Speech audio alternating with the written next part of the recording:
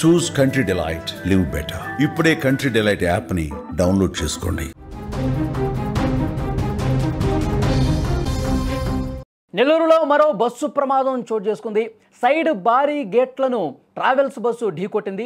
లారీని క్రాస్ చేస్తుండగా ఈ ప్రమాదం జరిగినట్టుగా తెలుస్తుంది. బస్సులో 36 మంది ప్రయాణికులు ఉన్నారు. వాళ్ళెవరికీ ఏమీ కాకపోవడంతో అందరూ కూడా ఊపిరి పీల్చుకున్న పరిస్థితుంది. ఈ సమాచారం తెలుసుకున్న వెంటనే పోలీసులు అక్కడికి చేరుకున్నారు. కేసు కూడా నమోదు చేశారు.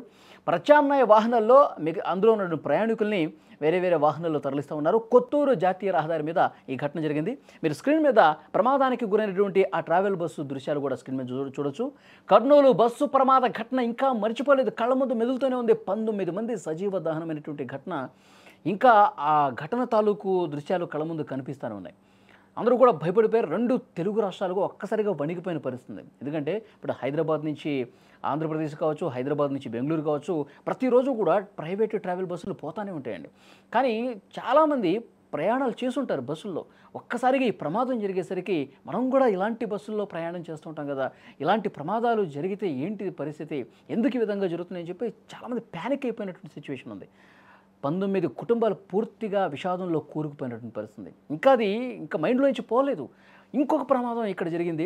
నెల్లూరు జిల్లాలో జరిగినటువంటి ఒక బస్సు ప్రమాదానికి సంబంధించినటువంటి దృశ్యం మీరు స్క్రీన్ మీద చూస్తున్నారు. పెళ్లకూరు మండలం కొత్తూరు జాతీయ రహదారి వద్ద వేగంగా ఎక్స్ప్రెస్ ప్రైవేటు ట్రావెల్ బస్సు వస్తుంది. సైడ్ ఐరన్ భారీ గేట్లను ఢీకొట్టింది.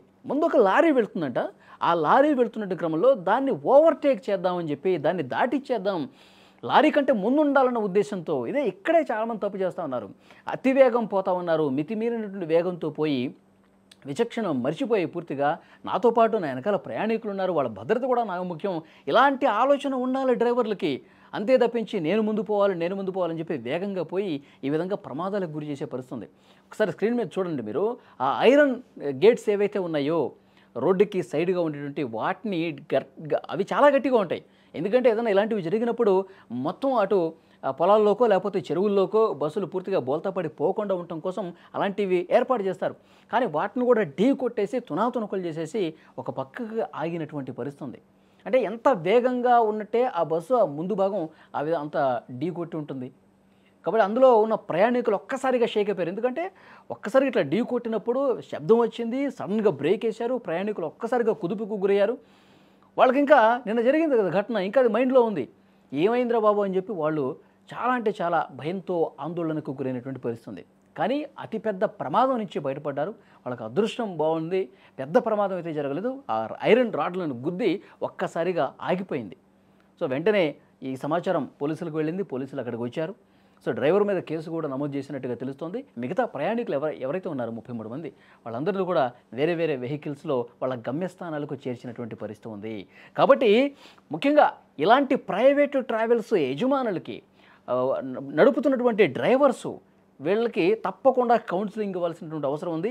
కర్నూలులో ప్రమాద ఘటన జరిగిన తర్వాత అధికార యంత్రాంగం పూర్తిగా అప్రమత్తమైంది. 2 తెలుగు రాష్ట్రాల ప్రభుత్వాలు కూడా పూర్తిగా అప్రమత్తమైనటువంటి పరిస్థితుంది.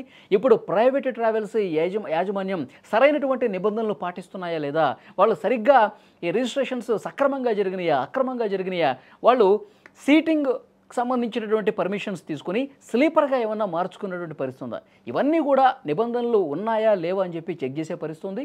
మరొక వైపు ఈ డ్రైవర్లు కూడా వాళ్ళకి సరైనటువంటి లైసెన్స్తో ఉన్నారా లేదా ఇవన్నీ కూడా చెక్ చేసుకుంటున్న పరిస్థితి కనిపిస్తుంది. సో భవిష్యత్తులో ఇలాంటివి జరగకుండా ఉండేందుకు చర్యలు అయితే తీసుకుంటా ఉన్నారు. ఈ ప్రమాదంలో నెల్లూరు జిల్లాలో జరిగినటువంటి ఈ ప్రమాదంలో ఎవరికీ ఏం కాలేదు. అయితే చిన్న స్వల్ప మైనర్ ఇంజురీస్ ఏవో అయినట్టున్నాయి అంతే తప్పించి పెద్ద ప్రమాదం ఏం జరగలేదు, ఎవరికీ ఏం కాలేదు. వెంటనే వాళ్ళ గమ్యస్థానాలకు వేరే వెహికల్స్లో అయితే పంపించారు.